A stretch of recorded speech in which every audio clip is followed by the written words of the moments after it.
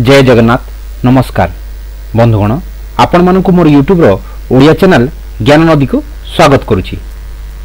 विभिन्न विषय रे नुआ नुआ तथ्य जानिबा पई मोर यूट्यूब रो ओडिया चैनल ज्ञान नदी को सब्सक्राइब और शेयर करंतु तथा पाखरे दिया बेल बटन को मध्य निश्चय दबांतु जहा फल रे मो चैनल रो नुआ वीडियो रो नोटिफिकेशन आपण मानक पाखरे शीघ्र पहुंची पारिबो।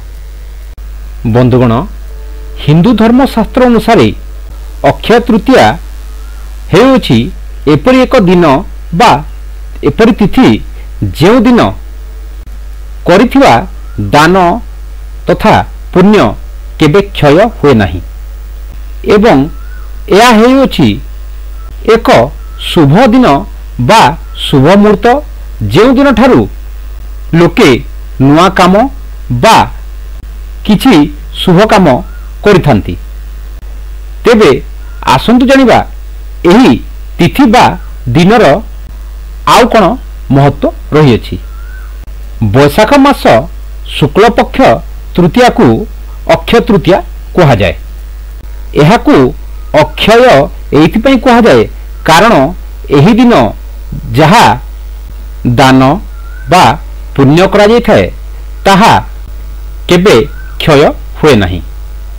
शास्त्र अनुसार एही दिन भगवान विष्णुंकर 24 अवतार मध्यरु परशुराम अवतारंकर जन्म होइथिला। एही दिन बद्रीनारायण मंदिर मध्य कबाट खोला जाए जे कबाट को 6 मास पर्यंत बंद करी रखा जाय थाए प्रबल शीत और बरफपात जोगु।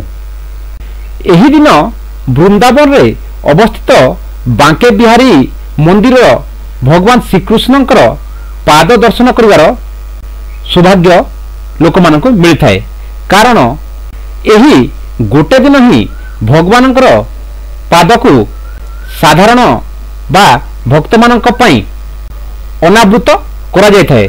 अन्य दिन मानकु भगवानंकर पाद को तांको वस्त्र द्वारा ढंका जाई रखा जाय थाए।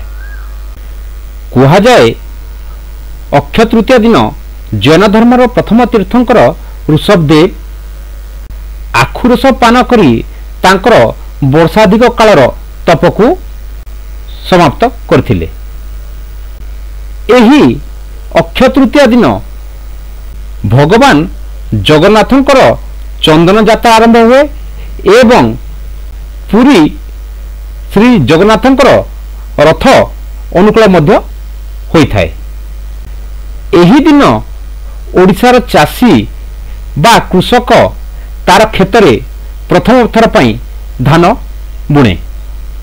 एहा एपरि एक तिथि जेउ तिथिरे लोक माने विभिन्न प्रकार शुभकर्म जेपरिकी गृहारंभ गृह प्रवेश विवाह व्रत उपनयन प्रभृति कर्म बिना कोनसी ज्योतिषक परामर्श मध्य करिथांती कारण यह एक शुभ तिथि एवं सर्वदा शुभ फल प्रदान करे।